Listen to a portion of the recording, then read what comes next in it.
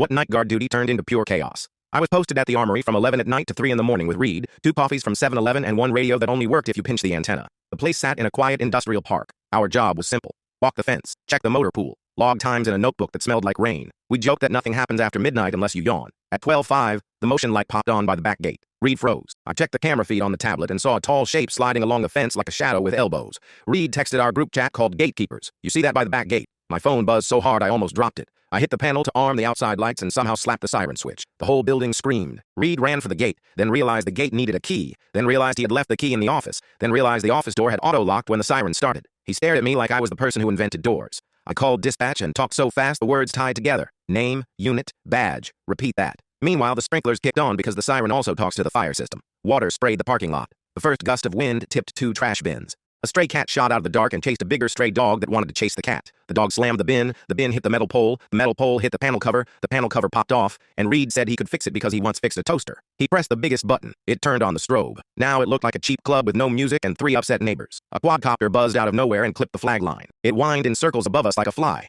I aimed my light at the tall shape. It did not flinch. Reed whispered, "Do not move," like a movie hero who had never met paperwork. I finally got close and touched the shadow with the beam. It was a cardboard cutout of the colonel from a safety poster. The wind had blown it off the wall and the cat had dragged it by the corner, so the legs looked like knees. Reed and I stood there dripping as dispatch asked for a status update. I said the situation was under control, a suspicious subject identified as flat leadership. Right then, the colonel arrived with a cup holder of hot coffee and saw his face lying in a puddle. He stared at us, then at the strobe, then at the dog that had decided to sit like a good boy because the cat was now on the roof. The colonel took a long sip, shook his head, and said one sentence. "Turn it off before the mayor calls." We did. The light settled. The siren went quiet. Reed put the cardboard in the office to dry like it was art. In the morning, the group chat renamed us. 2 words. Chaos Detail. That is how 1 stray cat, 1 lost drone, and 1 cardboard colonel beat 2 adults with keys and radios in under 10 minutes.